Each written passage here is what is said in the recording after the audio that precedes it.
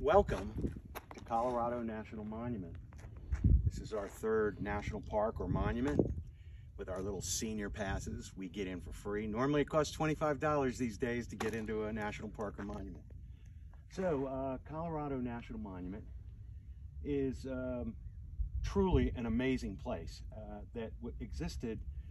Some of the locals knew about it, but it took a guy from back east named John Otto, crazy man, came out here, fell in love with it, and said, this should be a national park. Badgered all the people back in Washington, wrote letters, wrote editorials to newspapers, and eventually President Taft in 1911 created this national monument. But the problem was you couldn't get up to it.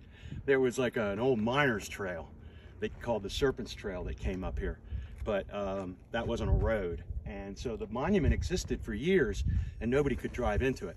And then in 1933, during the Great Depression, the Civilian Conservation Corps went to work. They brought several hundred of the CCC up here, and they worked from 1933, lived here on the park, and built the road up into it, the road that we see today.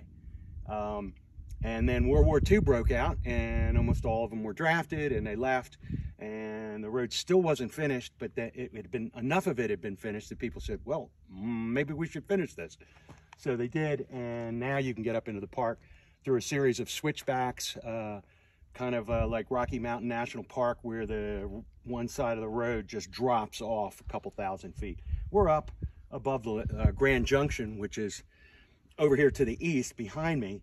We're up about 2,000–3,000 feet above that area. So this is truly an island in the sky.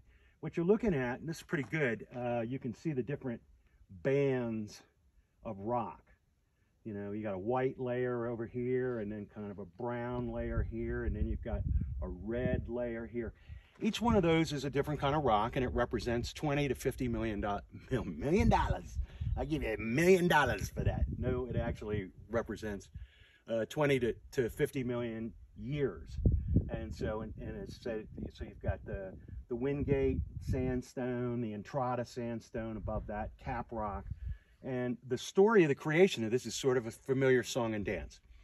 You know, you start with an ocean, then the ocean dries up, moves on, land gets uplifted, then a big inland sea comes in and covers it, then it gets uplifted, then you get sand and big giant sand dunes.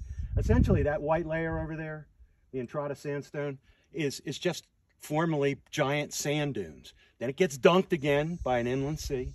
Then it gets uplifted again when the inland sea leaves. And then the mighty ancestral Colorado comes blasting through here and just carves out all these rocks, takes all the soft rock away, only the hard rock remains, carves out these canyons. And the Colorado River today is right over here to the east. You can't see it from here, but it's just a few miles to the east.